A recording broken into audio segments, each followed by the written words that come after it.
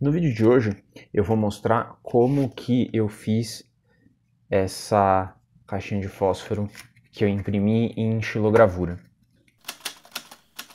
Eu sou o Vitor Alarcon e esse é o Minhas Gravuras, o canal que quer ser o melhor canal sobre xilogravura aqui na internet. E toda semana eu trago alguma coisa sobre xilogravura, seja como eu estou fazendo hoje, de falar de projeto meu, seja pequenos projetos e pequenas experiências, ou mesmo conteúdos que vão ficar disponíveis por curto tempo e depois vão para os meus conteúdos pagos, né, para o curso. Eu vou falar um pouquinho sobre esse projeto que eu estou desenvolvendo, que é um projetinho de fazer caixinhas de fósforo de xilogravura. Essas aqui ainda são protótipos, tipo, elas ainda estão num papel offset, que é o famoso papel sulfite, né? Então é um papel que é bem molinho assim, mas eu já gostei muito do resultado. Eu ainda não tive tempo de imprimir um papel mais grosso, mas eu quero mostrar as caixinhas, quero mostrar o processo de fazer as matrizes, depois da matriz chegar nisso aqui. Eu não vou mostrar como que eu recortei e montei, porque eu acho muito simples na real. Então a gente vai pro meu computador, porque eu vou mostrar lá os vídeos que eu registrei o processo. Vamos lá. Pronto, estamos aqui no meu computador. Vocês vão perceber que a qualidade de imagem e de som é bem inferior, mas devido às condições técnicas, eu achei mais fácil, mais simples fazer, porque senão eu ia ficar ajustando as coisas para sempre e nunca ia sentar para gravar, né? Que é o importante no final. Eu acho que o áudio tá audível, pelo menos. E queria muito que vocês me contassem nos comentários o que vocês acham, se o som tá aceitável ou se tá muito ruim. Vamos lá pro que interessa. Eu gravei um videozinho dos processos e aí eu vou comentando, vou falando, de forma que você também consegue assistir esse vídeo sem som, só vendo os processos. Mas vamos lá. Primeiro que eu escolhi usar uma ripa de compensado, né? E o compensado, apesar dele ser processado industrialmente, ele ainda é madeira, né? Então ele precisa ter algum tratamentozinho antes de ser gravado e, enfim, de ir para impressão. O que eu estou fazendo aí é passando uma lixa, né? E para quem não sabe, lixa a gente usa sempre da menor, da que tem um número menor, para que tenha um número maior. Aí eu já comecei numa lixa 220, que é uma lixa relativamente fina, e depois passei uma lixa de 300 e pouco, que eu não lembro agora, mas deve ser 320 também. Depois de lixado, eu resolvi passar o desenho para madeira. E como que eu fiz isso? Eu peguei o moldezinho que eu tinha feito, né?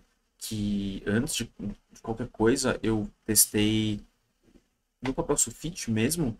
Então o que eu fiz foi pegar uma caixinha de fósforo, medir e tentar reproduzir essas medidas numa folha de papel. E aí recortei, montei. Quando eu fiquei satisfeito, eu usei esse papel como molde, né? Aí eu comecei a fazer isso que está registrado aí.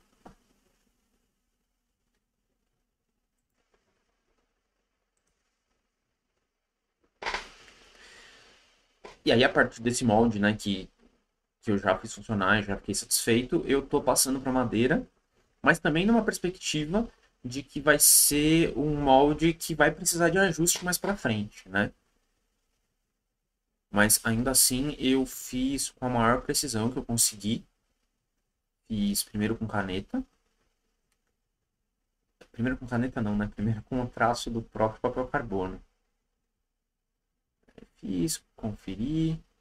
Repara que eu colei, né? O papel carbono não tem problema ele se mexer, porque, enfim, funciona da mesma forma. Mas o molde é importante você fixar ele sempre no mesmo lugar. Por isso eu fixei os dois na matriz, tanto o carbono quanto o primeiro molde. E aí eu fiz dois desenhos também, né? Dois desses pré-moldes. Um da caixinha, da gavetinha, né? E o outro da caixinha. Esse O que eu tô chamando de gavetinha é esse aqui, ó. Deixa eu pausar aqui e aparecer. O que eu tô chamando de gavetinha é esse aqui, ó. Né? E é esse o molde. Vamos lá. Aí ele volta pro começo, né? E a gente vai ter que achar onde a gente estava. Aqui, onde eu estava reforçando o traço do papel carbono. Aqui eu escolhi fazer com régua, porque eu gosto do traço que a mão faz, né? Assim, da imprecisão do traço. Mas como aí depois eu vou dobrar e tal, eu achei que era importante fazer com régua, porque na dobra ela tem que ficar certinha, senão depois uma coisa não encaixa na outra e tal. E é importante também deixar umas abinhas a mais, né? O que é aba a mais, eu não faço tanta questão de ser preciso, porque ela precisa só ter, tipo, um comprimento mínimo. Agora, tem outras partes que se você dobra errado, fica um lado maior do que o outro, aí não encaixa, tipo... Foi bastante importante fazer aquele pré-molde, né? O de papel. Cadê? Já perdi, mas enfim, vocês entenderam. Porque nele que eu entendi o que eu precisava fazer com precisão e o que eu não precisava fazer com precisão. E isso é muito importante porque quando você vai fazer o molde, a matriz em si, né? Se você faz, se tem uma coisa que precisa ser preciso e você não se preocupa com isso e faz tudo torto, na hora de montar, não fica bom. Então eu tomei bastante cuidado em deixar sobras suficiente, em deixar o que precisa ser reto, reto.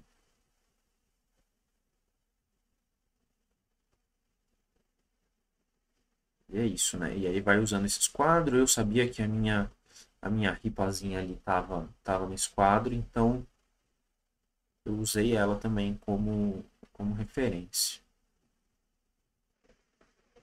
E é isso, né? Aí eu tô deixando as coisas o mais retas e quadradinhas possível.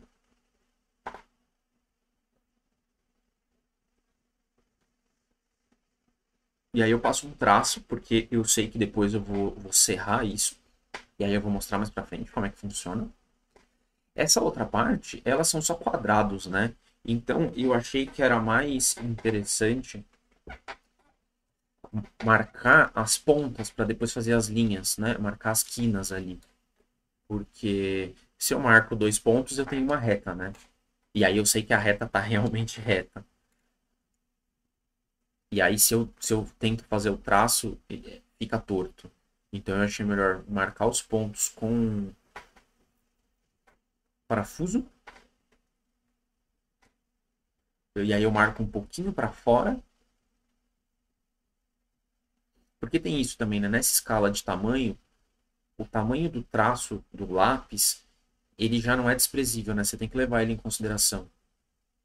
Então, quando eu faço esses pontos, eu sei que os traços estão para fora da minha marca. E aí depois, na hora que eu for gravar e tudo mais, isso vai fazer diferença. Inclusive, nessas caixinhas que eu mostrei, talvez eu mostre no final, eu imprimi acho que 2 ou 3, e teve uma que eu cortei errado porque eu não prestei atenção nisso. E aí não encaixa, porque as duas partes da gavetinha ficam do mesmo tamanho. E para aumentar na outra, né, uma tem que ser menor do que a outra. Mas é isso aí. Risca, né?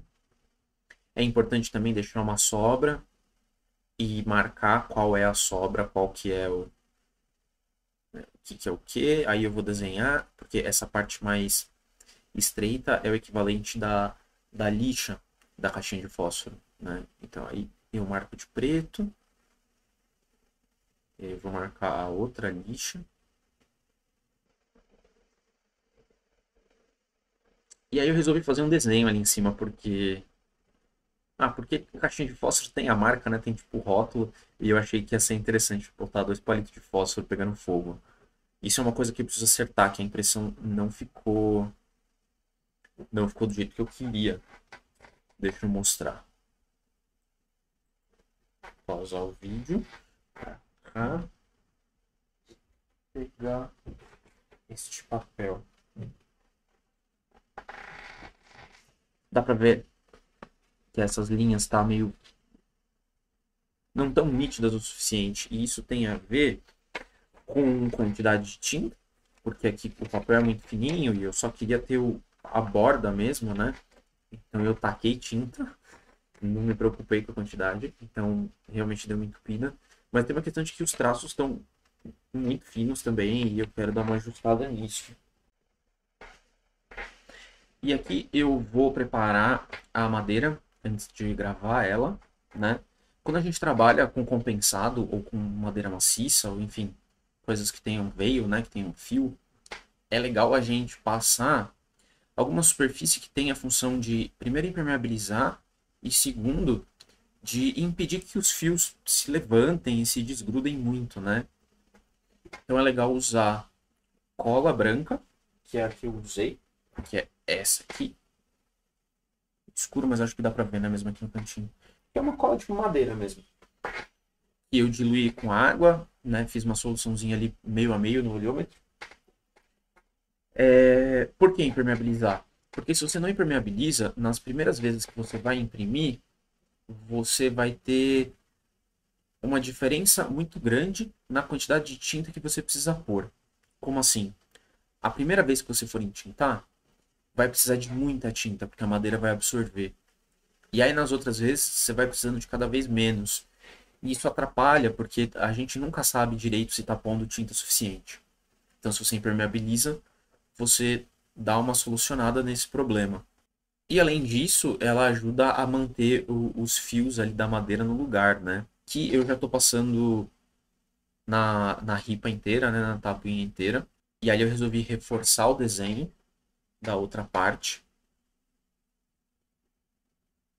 Eu acho que eu não mostrei, mas é legal passar mais de uma demão, né?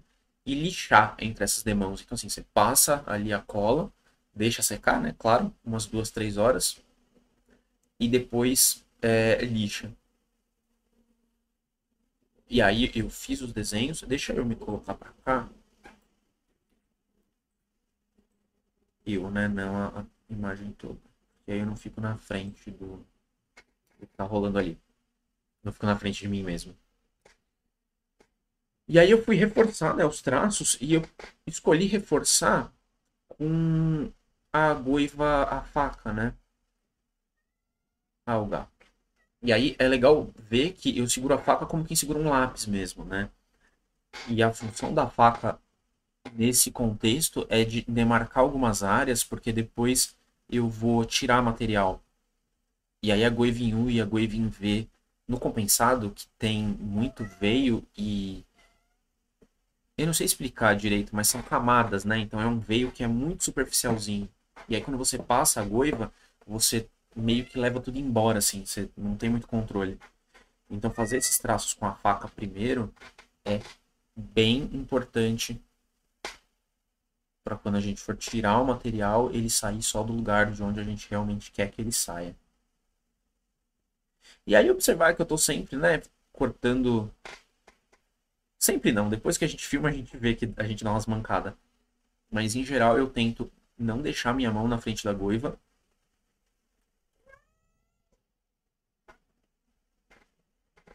Aí eu vou com a goiva, se não me engano, essa é a goiva em V. E aí eu vou tirando o material da bordinha. Que é para fazer esses detalhezinhos em branco que estão aqui.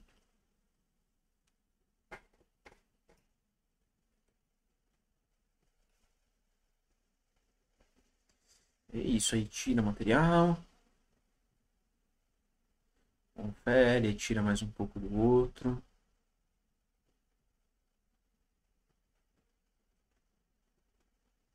Eu sempre tento fazer o gesto o mais curto possível, né? Pra eu ter. Se eu perder a mão, assim, né? Tipo, se escapar, ele não ir muito longe. Porque se você faz muito assim, né? A chance de ir muito longe é grande. Agora, se você faz só assim, se você perdeu, é só esse. Né, se escapar ali do que você está planejando, um gesto mais curto, ele não vai para tão longe.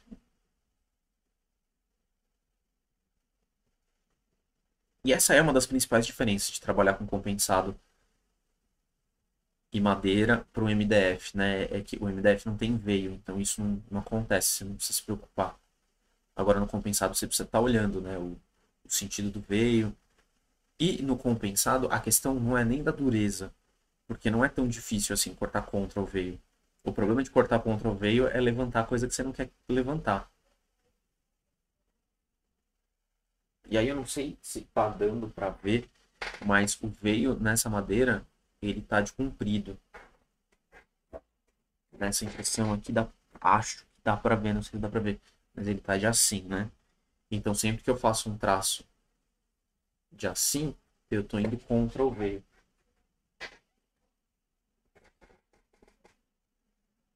Tá assim, sempre que eu faço de assim, eu tô indo contra o veio. Não sei se dá para ver que eu tô no cantinho aqui, mas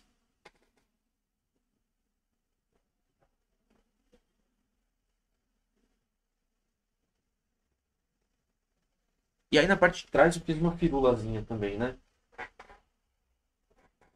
Essa parte aqui. Eu achei que seria interessante fazer uma brincadeira aí, não deixar tudo só preto. E aí eu comecei com a faca e depois resolvi testar com a Waving V. E foi assim. Minha Waving V tá bem afiada, então ela conseguiu cortar o que eu precisava. Mas se você olhar, ele deu uma estouradinha, assim, uma arrancada.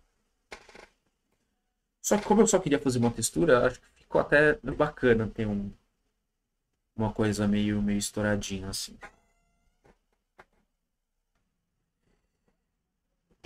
E aí eu achei melhor, eu já tinha isso em mente, mas no final eu decidi cortar, né? Separar essas matrizes.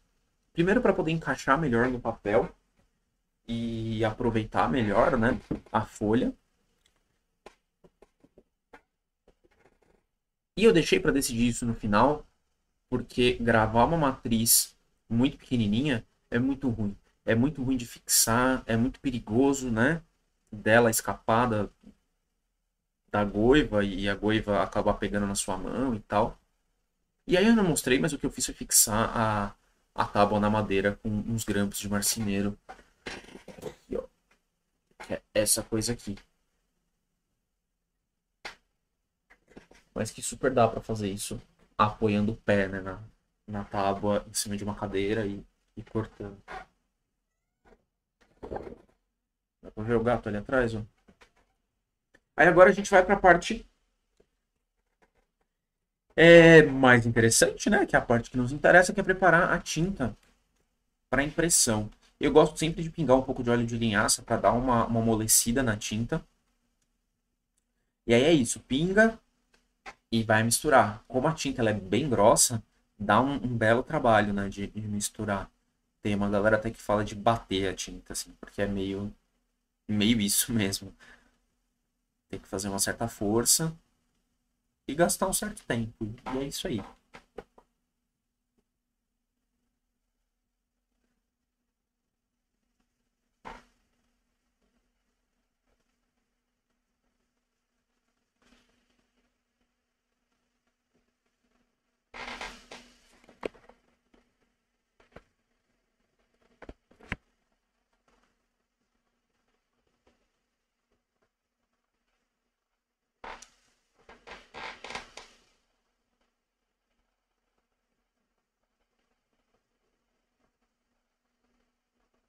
E aí eu tento misturar sem sujar o vidro inteiro, porque depois eu gosto de. Eu tenho toda uma organização, na verdade, da tinta no vidro. Eu gosto de deixar tipo, uma parte em cima com muita tinta e depois ir colocando mais para baixo partes com menos tinta. Deixa eu agora vir para cá, porque, né, não atrapalhar. É isso. E aí eu tenho a sensação de que o meu rolinho tá ficando com um buraco no meio. Não sei se dá para ver ali, ó, que no meio é a última parte que ele cobre de tinta e é sempre assim. Talvez este rolinho já tenha dado o que tinha que dar. E agora entintar nossa matrizinha.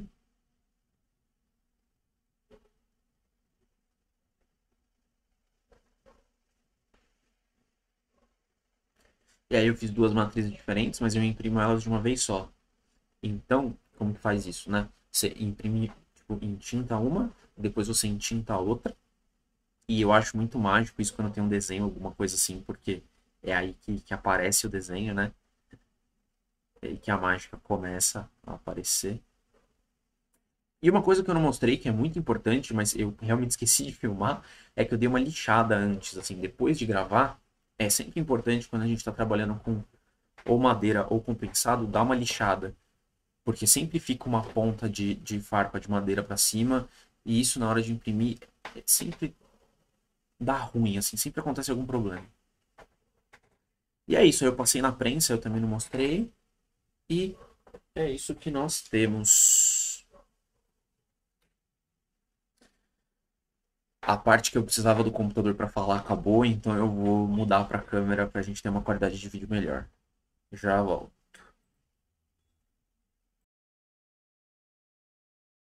Pronto, estamos aqui.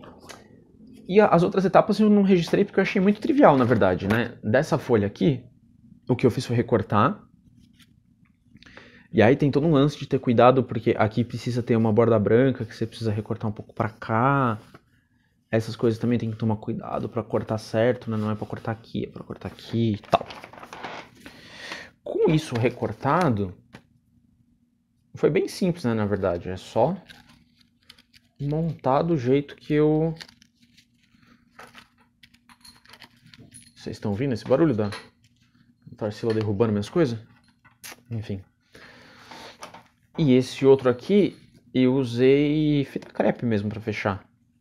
Porque como ele tá num estágio assim que é bem de protótipo ainda, e inclusive essa aqui é uma que eu cortei errado. Eu precisava ter deixado uma margenzinha branca aqui em cima, eu não deixei. E enfim, foi bom que isso aconteceu nesse aqui que é um papel mais barato e é uma impressão mais que eu fiz mais no relaxo assim, que eu fiz bem rapidão só pra encerrar, né? É isso. Colado com a fita crepe. Deixa eu ver se eu consegui fazer certo. Aí é só colocar a gavetinha. E tá mais ou menos pronto. A próxima etapa, eu até deixei aqui os papéis cortados, é imprimir nesse papel que é um pouco mais grosso. Porque aí a caixinha vai ter mais estrutura e aí eu vou poder dizer que eu fiz as caixinhas do jeito que eu queria. E é isso. O vídeo de hoje tinha mesmo o objetivo de mostrar esse projeto que eu mostrei. É um projeto que ainda não está terminado, né? Ainda está a caminho. Eu fiz uma caixinha e eu ainda tenho protótipos de fazer caixinhas maiores. Eu quero fazer... Enfim, eu ainda também não sei direito onde eu quero chegar com isso, mas eu tenho várias ideias que eu quero executar. É isso, o vídeo de hoje fica por aqui. Se você ainda não se inscreveu e quiser se inscrever no canal, é legal, porque ajuda a dizer para o YouTube que eu estou produzindo um conteúdo bacana. Mas se você quer se aproximar do projeto, a forma mais legal que tem é assinar a newsletter, o minhasgravuras.substack.com, que está aqui na descrição o link. E aqui na descrição tem vários links de várias coisas que estão acontecendo. Eu não sei quando você está vendo esse vídeo, mas em algum momento eu quero lançar um projeto de mecenato para quem gosta de colecionar arte mesmo, né? Gosta de ter os trabalhos e não só de aprender e quiser ter a oportunidade de se aproximar do trabalho, se aproximar do ateliê e apoiar até financeiramente, isso vai estar disponível. Então eu não sei que dia que você está vendo esse vídeo, mas dá uma olhada na descrição, ela sempre vai estar atualizada sobre as formas de se aproximar do projeto. É isso, até semana que vem. O Tarcilão vai pular aqui em cima de mim, é capaz de vocês verem um gato aparecendo do nada. E